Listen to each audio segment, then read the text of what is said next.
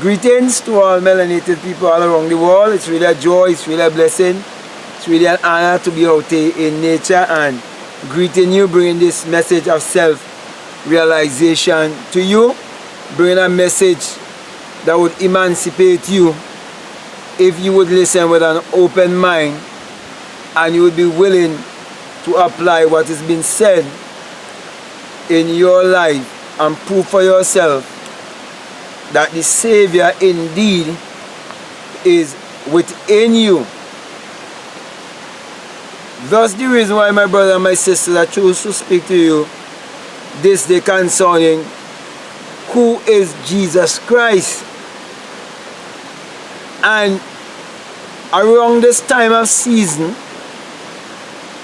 there's millions, if not billions, of people all around the world who's celebrating the birthday or the birth of Jesus Christ. But it takes one who have had the experience of the virgin birth and found the virgin birth to be a birth from above, which is basically the skull, to tell you of Jesus Christ and who is Jesus Christ. So Jesus Christ is the man or woman in whom God awakes. Because this life, it's a dream. And when you awake out of the dream, that's when you would know, because you would awake within yourself like a fiery being, and you would hear the unearthly wind, and you would ascend and exit your skull and become invisible. Then you will understand St. John chapter 3. Then you will understand also Isaiah 7:14. Then you will understand that the birth and the resurrection is basically the same thing, and that this body of yours is the tomb in which Christ is buried, and that your skull is Golgotha. So, the man or woman in whom God awakes will have an awakened imagination, because God is your own human imagination, which is the creator in man. Thus the reason why St. John 1 and verse 3 tells you that without him there isn't anything made that was made, and that all things was made by him. That him is a personification of your own human imagination.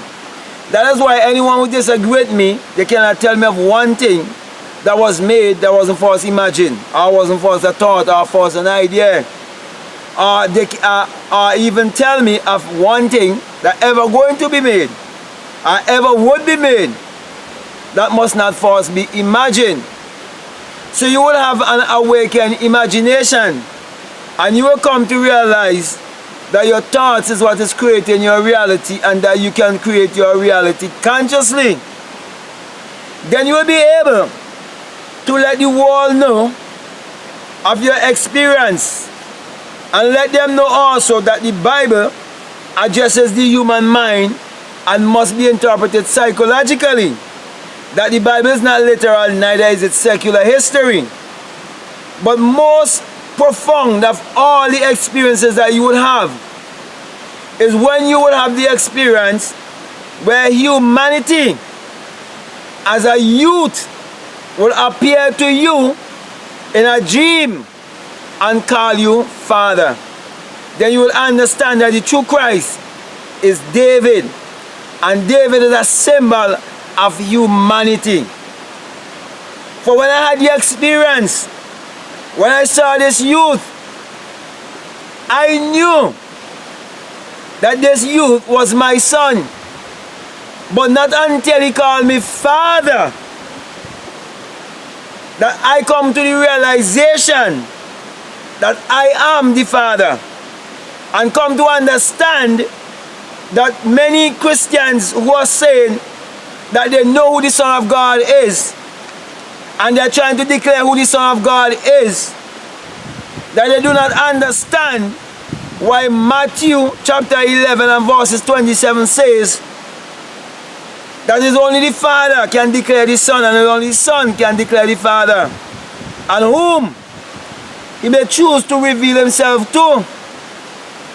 And that is why I'm telling you what I'm telling you now. The only way that you can know the true Christ is only when that Son calls you Father. And so the Father will reveal the Son, and the Son will reveal the Father. And then you will know that you are God, the Father.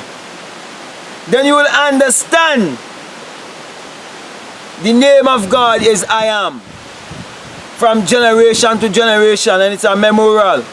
Then you will be able to say, I am the way, the truth, and the life. And you will not be theorizing. You will be able to say, be still and know that I am God. And you will not be theorizing.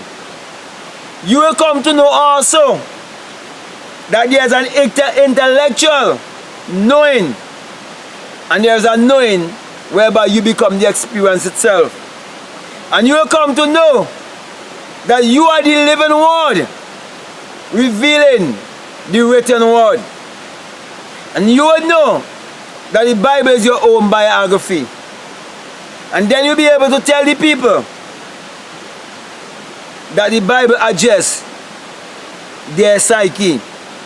And no one can tell you of anything that was done in the Bible that was not for psychological. And then you'll be able to teach, not like the scribes and Pharisees, which is a symbol of the religious ones, with the religious mindset, who speak in theory and never had any experience. But you will teach as one having authority, having experience what you are speaking about. So that being said, my brother and my sisters, let me just reiterate for you.